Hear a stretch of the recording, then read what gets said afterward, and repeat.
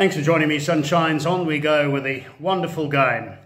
We're looking forward to Wednesday, KZN. But before that, we have got Hollywoodbets Durbanville on the Tuesday. Normally my winning forms, which I love, arrive in the post. They didn't this weekend, so hopefully my neighbour suddenly hasn't taken a liking to racing and my cards have disappeared. So I've had to write it all down on paper, which is an absolute mission.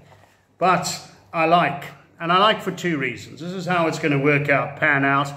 There's one horse that I believe have a bet and go to the beach.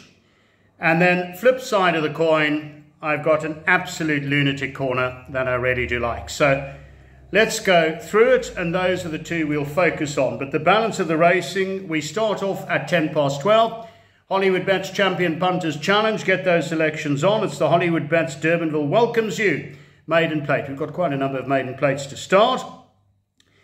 And in this race, I thought Richard Fareed could be on the right one here. A horse called Goodness Gracious Me, who opened 2.86, is now 2.27. I like the form line of the first run. Has been rested 119 days. But on the strength of that, I thought could be the one to be with in the first race. In front of the 5, the 7, Miraculous is the favourite 2-1. And then the 10. So I'm going 1, 5, 7, 10 in race 1. It does not form part of the exotic, so not of extreme importance to me. The second race on the card is the start of the Bipot. Now this is a very strong maiden, I think. A number of horses with chances. I can tell you, for what it's worth, all I've been hearing for absolute days is a horse that is on debut called Thunder Down Under. Now this one opened at 14.29, I see was short and 10-1, is now 8.33. 1.16 a place. So first time at the races, that appears to be the talk of the town. From the stable of Bipot, Anthony Andrews has the ride. Interesting to note that this horse is related to Montiem and 3 other siblings. So 4 siblings in total. Those 4 respectively on debut ran 1st, 2nd, 3rd, 4th. So if it follows that trend, it should certainly run into the money. But I can just vouch for the fact there's a lot of talk. However, the 4, a freak, I like that debut run. That's a good form line. This is nicely related, is quoted at 2.27. I'm going with the 4, a freak. From the 5, Honor of Kings, who is another, and there are plenty on this card. Wonderful pedigree. I think could be the massive improver. Number 5, Honor of Kings. Watch out for big improvement there under Grant van Niekerk. Then the 9, Aristotle, who I think is just marginally topping the boards. I'm not mad over that. And then the 1, Thunder Down Under. So we're going 4, 5, 9, 1 in race 2. But let's see if there's a follow through on the first timer. From the Bipots, we're on to the PA. This is a maiden, fillies and mares, over 1,250 metres. Again, 1. There are a few horses, you know, there's not much between them. I couldn't really separate number 10, Pink Pigeon, who was second on debut behind B Mary. We know B Mary came out and won after that. And then the 7, who is Eaglefield Green. Those two catch my eye, as I say, dead heat in my book, but 10, 7. Then the 4, Oktoberfest, who's the 2-1 favourite. Again, I'm not that strong on the form lines. I've rated that 3rd. And then the stable companion, who is at 16.67, is a horse called Poetic Princess. I just think could run above expectation. So if you're playing the trifectas quartets here, I would concentrate on those 4, but maybe elevate Poetic Princess, because that will make it pay. So we got 10, 7, 4, 5 in race 3.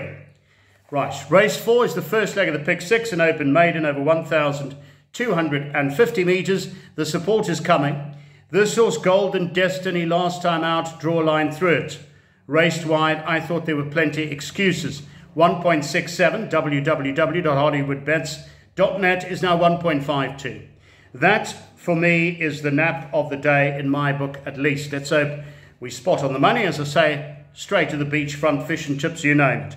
So 8, Golden Destiny, I'm going to go with from the 1, Unsung Hero, then the 3, Native Ruler, and the 9, typically French, who's 66-1, but I'm going to put that in the back end of my quartets. So 8, 1, 3, 9, Golden Destiny gets the nod and hopefully arrives for us in the 4th race. We go on to race 5, the last of our maidens. Now here they are betting 7.14 bar 1. The favourite is Kamchatka. Look, if you look at the horse, 0.83 has the most scope, but there's something here, and I can only give my opinion, Sunshines, and try my best. There's something here that worries me. So what I'm going to do in my own bets, I'm sure many are going to just banker the favourite and think, you know what, this one will win over a mile. It may hose in. But I'm going to go 3 Kamchatka cover because I just get the feel if you lose the favourite, somehow if the wheels come off here, this is going to be a massive blow in the exotics. Now, number 9, Analytic, is well tried. This is going to be start 12, is 16.67. That's one of my Streeties in the race. I give Analytic a chance. And there's another one who is at 14 to 1 called Welsh Starlet. After that, number 2, Wedding Bell. So I'm going 3 Kamchatka cover, 9 Analytic, 7 Welsh Starlet, 2 Wedding Bells. As I say, if you could lose that favourite, it'll be a huge result. Race 6 is a very tricky race. Now we're going on to races which I think are wide open. Pardonam, 2 from 2 course and distance. Craig Zaki is back up. I'm going with that marginally at 7.14 in front of the 3 Tyrion Lannister, the 9 Lightning Glow, and the 11 Future Turn. 1, 3, 9, 11, but a race where I would go a few, but I am leading with Pardonam due to the course and distance form. We go on to race 7, the Cape Turf Club Syndicates. This is run over 1,800 metres, a Class 5. Last time out, I believe many of us shouted home Rachel Vinegar. She found traffic problems, but a great ride from Rachel. Ozark delivered. Punters were absolutely over the moon. Now you've got Richard Ferree up. This horse going 1,800 metres. They're betting 2.86 each of 3, yeah? But I'm siding with the 8 Ozark. However, I've got respect for the 5 To The Moon, who's 7.14, 11 to 10 a place. So I'm concentrating on 8 Ozark, 5 To The Moon and Back, just confirming the name, To The Moon and Back. Then the 6 Nusham and the 7 Golden Grey. 8, 5, 6, 7. If you look at the form lines, collateral form lines, there's not much between them. They met last time. Now, here we go, Sunshines. You know, when I was a youngster, I was once walking down Adley Street. I had not a clue what time of day it was. There was a huge boom. I had no idea what was happening. Maybe the Egyptian army or some army was invading us. It turned out to be the Noonday Gun. This has been firing apparently since 1806, except on Sundays and public holidays. It does not fire at 12 o'clock to give people a chance to sleep. When I looked at this race, and I'm just going to give what I like. As I've said before, prices don't matter. Sometimes they arrive, sometimes they run off the boards, they run a distance. When I looked at this field, I had a short list of 3 horses. Then I had a look at the betting, and when I saw the betting, and Noonday Gun was 25 to 1, you know what I thought to myself?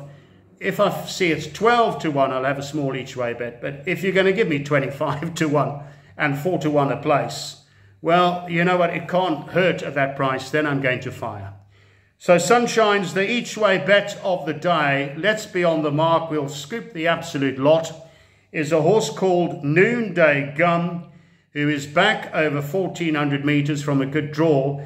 And coincidentally, this is the Reeves Racing Syndicate Class 4, and the horse is trained by Paul Reeves. And at that price, I have to give it a go. Number 2, Noonday Gun from the 4, the 3 and the 8. 2, 4, 3, 8 in race number 8.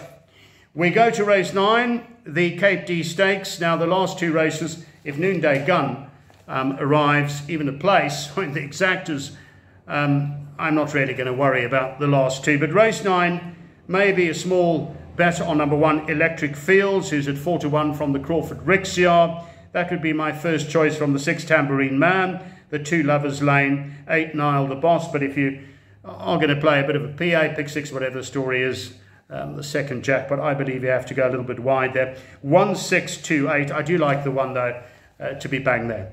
Race 10, the Hollywoodbets Bright Future. 10 races, just a little bit of an add-on here.